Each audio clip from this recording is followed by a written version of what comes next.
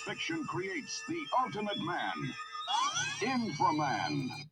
Welcome back, my fellow agents. It is I, your incredible, infratastic agent of awesome, X7, the host of Zenorama, the podcast of heroes and monsters. And today we are going to we'll take another look at Inframan, the man beyond bionics. Whoops, I probably should have put that later. We're going to intersperse between my pithy comments and insightful comments, of course, and witty intersections. To quote Kelly Bundy, the mind will wobble. But please, before we go too much further, please like, share, subscribe, vote in the poll, if there is one, and leave a comment. And again, if you're watching on YouTube, please watch for a couple minutes. It'll really help the algorithm. So let's get on to Inframan here. And a motion picture creates the ultimate spectacle. Now, I do believe Inframan is the greatest superhero movie ever made because it's full of action, and it is action-packed. It's got great monsters, mostly, and a great superhero, very much inspired by both Ultraman and Kamen Rider from Japan. There were Japanese people working on this movie. But a little history. Now, we have talked about Inframan already, way back in episode 16 of the second season. But way back when, that was, I had it written down here. It was the original number, episode 26, which is a whopping 13 minutes long.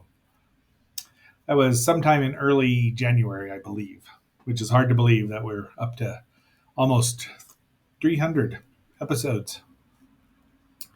But I first heard about this episode when I bought this magazine, King of the Monsters, and you can guess who it was about, a lot of it. However, it had this. Oh, you can't see it. Let me go over here. Godzilla, superstar of the 70s. That's why I bought it, because Godzilla. Now, it also had an article about Ray Harryhausen and his dinosaurs, and of course, several articles about 8 movies, which I honestly have read once, maybe, or twice.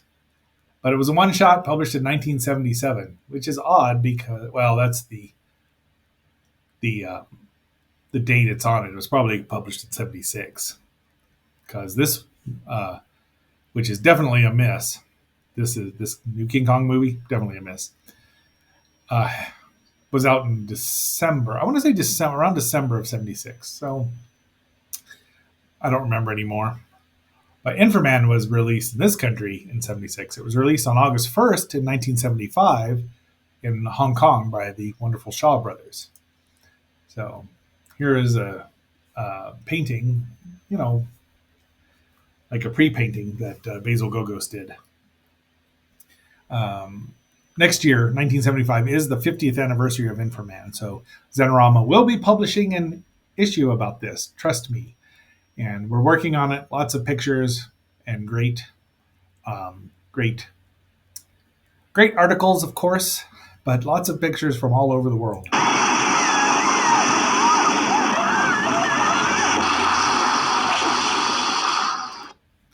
Here's some more. There's a real poster right there that Gogos did. He did a lot of famous Monsters of Filmland covers, among many other things. Great artist.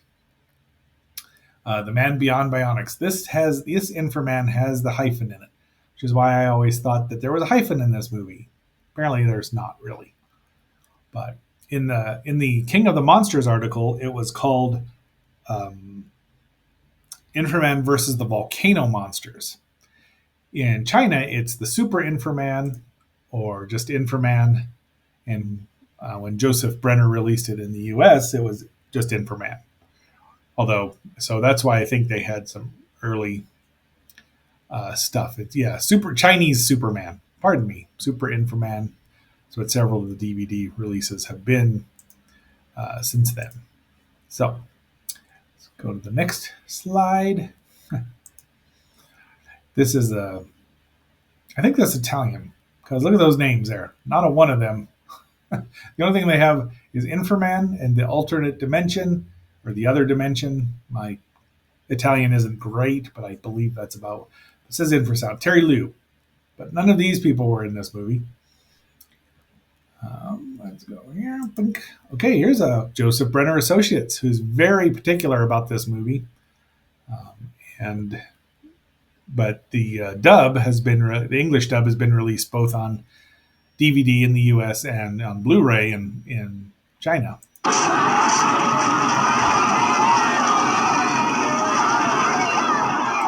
Adventure beyond your wildest imagination with the man beyond bionics. 6 million light years beyond believability. The word bionic and 6 million together in the same run right after the other? Could it have been someone trying to cash in on the Bionic Woman and the $6 million Man? Nah. So here's some of the destruction. This is a great little miniature set. Oops, that went too far. The film was directed by Hua Shan, or I think he went by a different name in English. Let's see if I can find that. Oh, jeez. Never mind. Written by science fiction writer Ni Kong and produced by Runmei Shaw, photographed by Tadashi Nishimoto. And then the effects, music from Ultra 7 and Mirror Man, probably not licensed. And then Ekis Productions did the costumes, and all of the science patrol sort of thing. I don't remember what their patrol thing. There they are. You can see there's the Common Rider. There's lots of motorcycles in here. In fact, this was Inframan. A Common Rider movie was called Krieg der Infras, War of the Infras. No, Inframan was not in it. This is a cool little science fiction-y layout here. Really nice little silver science fiction outfits. And oops, I didn't mean to embiggen it. This copy I got not that we're listening to, that's just a trailer, came from the Internet Archive if you want to see it dubbed in English. Is he man or machine? Electronic circuits integrated with living cells in the living body of a man. Powered. This is the giant dragon form of Princess Dragon Mom, or Elzebub, what is it? Elzebub, Demon Princess Elzebub in the subtitles. And this is Mount Demon, aptly named. And there she is, jibber jabbering to something. There she is in her human form, played by Terry Lou. And she's just pretty despicable. I mean, really, she just wants her people to have a planet again, which apparently the humans took over. How dare they? But overall, she's out of luck. They never try to live in peace. They just try to take over right away. By nuclear energy. Nuclear energy? The sound effects are great. I mean, there's her army. There's Demon Eye, or She-Demon. None of these, a plant monster, I think this is a Viking monster. I don't know what he's called. Iron Arm. Nope, that doesn't even have one. I think he's called Fire Dragon. They didn't realize Toho used that for Destroy All Monsters. I call them Skullbots, but they're called, where are they? The skeleton ghosts. But yes, Witch Eye, the Spider Monster, what was he called? Spider Monster. You can't. There is right there. You can see Nemesis, but he's called in the dub, but he's called Mutant Drill. Long Hair Monster looks right out of Jack the Giant Killer, and then these two are Iron Armor monsters. These are telescoping. They're nearly decapitating like flying guillotines. So, but she rules all of them. They're from the Ice Age, and now there's the Professor. Professor Lou.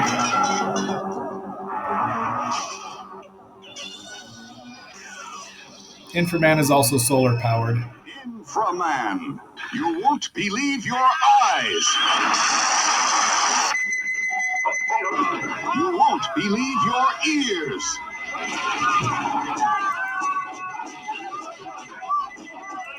Once again, what do we call him?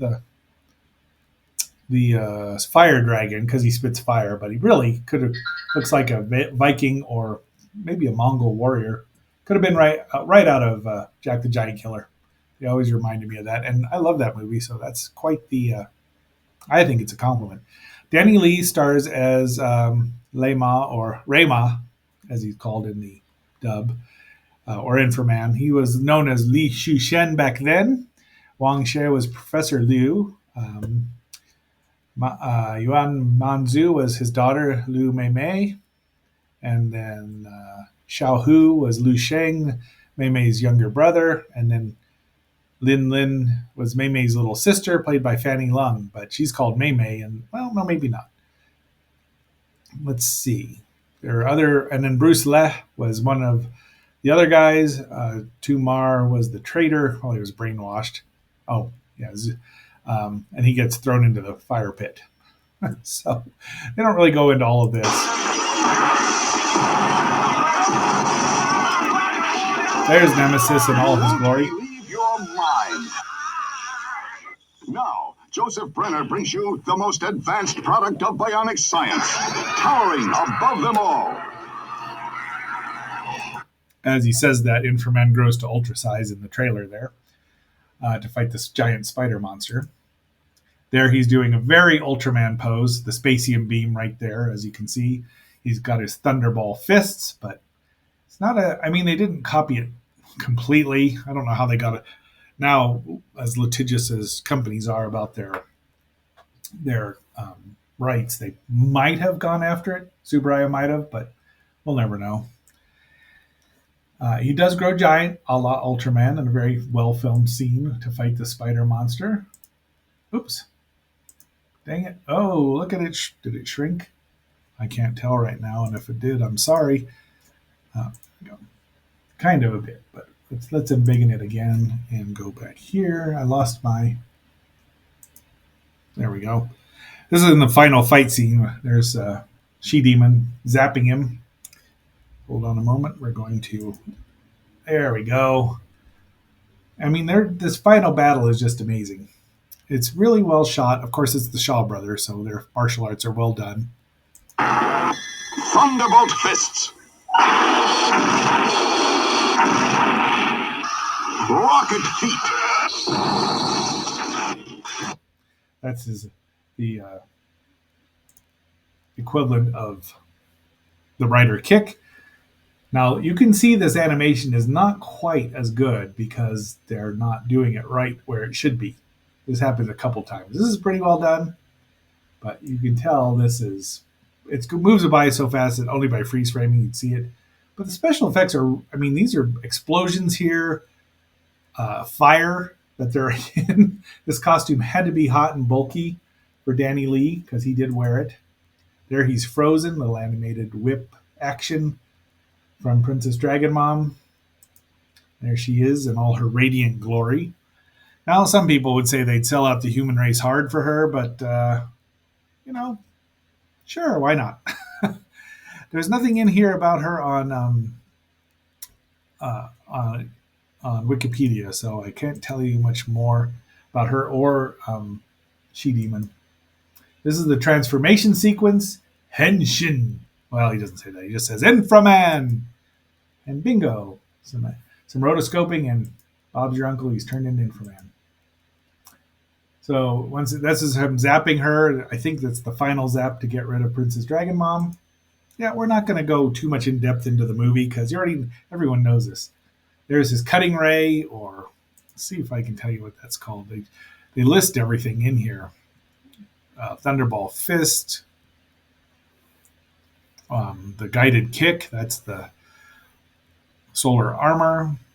That's his Spacium beam. These are his bullets that he can use. He's used 2 of them, or 3 of them, so he would defrost himself. Deadly light blades, similar to the shredding halo of Ultraman. So he's got it's very similar, but just enough that it's not. So here we've got some pre-production or stills here. I do have the publicity book, the press kit, which is not nearly as advanced.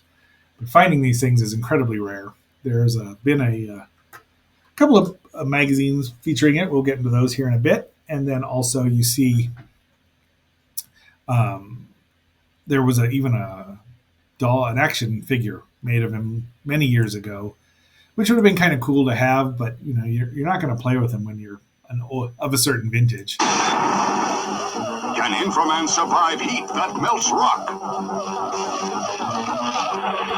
Cold that freezes fire? Is Inframan a match for men of steel? Whoever wrote this trailer, it was dubbed by the wonderful Titan Studios by then, Peter Fernandez and his crew. So you can definitely hear familiar voices, Korean Orr's voices all the way through this. So here's a Oriental Cinema, number 23. I don't remember what year that was, but I was not involved in this, which I kind of wish I was. Damon Foster right there. And 3 Dev Adam. This was filmed in Turkey. It was not filmed in Constantinople, but it was probably filmed in Istanbul. There you go, Stupendous P. I got you a reference in there. I have this. I have the complete run of this magazine from when it was being published by Draculina Publications. Here's another. Oh, this one just came out. Contributor to Zenorama and a wonderful friend Blake Matthews just published this. You can buy that on Amazon. You should do it. He's I don't know what I'm going to do doing for my cover. It probably won't be this cool, but I really like it. And I left the H out. Got the wrong one. That has been corrected. blame your humble agent here.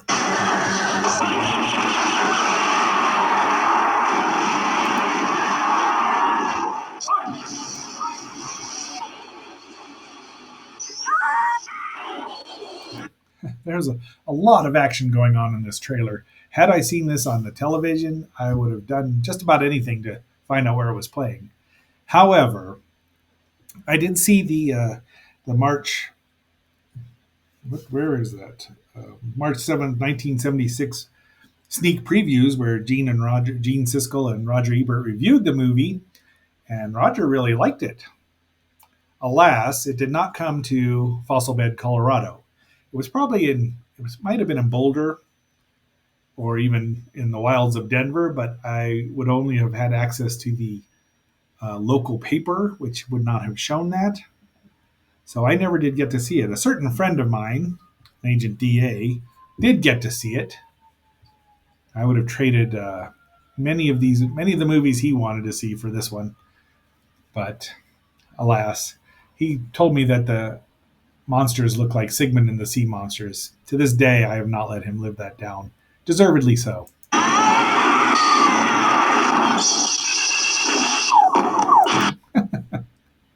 But I'm just laughing at his trailer. It's amazing.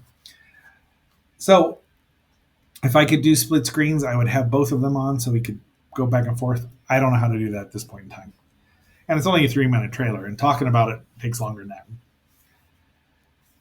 Now we're looking at some. So I didn't get to see it until we walked into a mom and pop store in the late 80s, mid 80s.